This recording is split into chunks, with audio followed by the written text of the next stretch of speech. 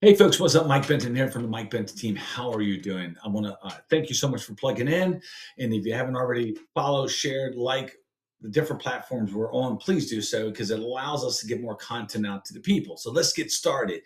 As you know, each and every week, our videos are based on the conversations I've had over the last week, last month, whatever it may be, from individuals that are looking to buy or sell. So today's topic is the top 5 rules when it comes to a 1031 exchange. All right, top 5 1. Now, a realtor plays a very important role in here, but also the third party that's going to handle the funds, which our title company can handle, is very important. And let me go over these 5 for you. Number 1, like kind requirement. The current and replacement property must be held by a business and investment property. All right. It can't be a primary residence. It's got to be an investment property. All right.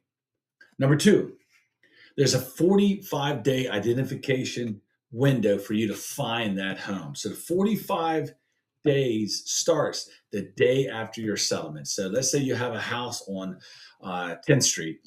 You settle on the 25th. On the 26th, your 45 days kick in. You got to find that home.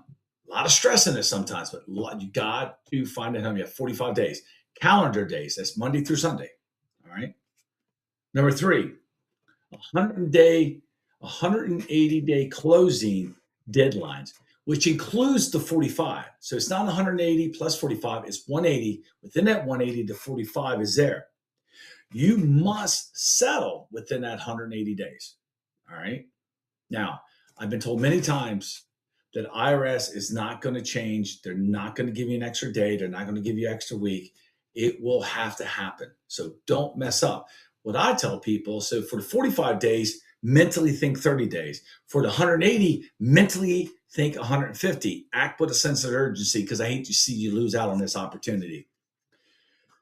The 4th item is a qualified gatekeeper, intermediary, as I call it. I always mess that word up.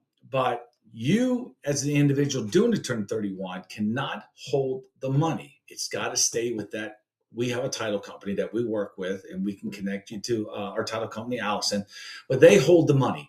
So you go to settlement, the proceeds go into this third party, and you cannot touch it. It cannot go to your bank account. It can't come back. It stays there until you find it. If you're going to achieve number 5, you have to reinvest. It's called a reinvestment rule to defer 100% of the capital gains. The replacement property must be of equal or greater value of the property you just sold. To realize a savings or the defer 100% of the capital gains, it must be equal or greater than the property you just sold. Those are the 5 10,000-foot views when it comes to 1031. But listen, if you have questions or concerns, if I didn't answer all your questions, please hit us up because we can put you in contact with Allison and they can walk you through it. They're attorneys. That's who can do it, is our title company. They handle the legal side of it, as I like to say. We, as our team, can help you find a home. We can help sell your house. We can do whatever you need when it comes to that. But you really want to make sure you have to talk to the right person, and we have that person. So hit us up as soon as you can. We're getting more and more phone calls about 1031. So don't wait until it's too late. So as we like to say, you reach out to us so you can experience benefits. Have a great one.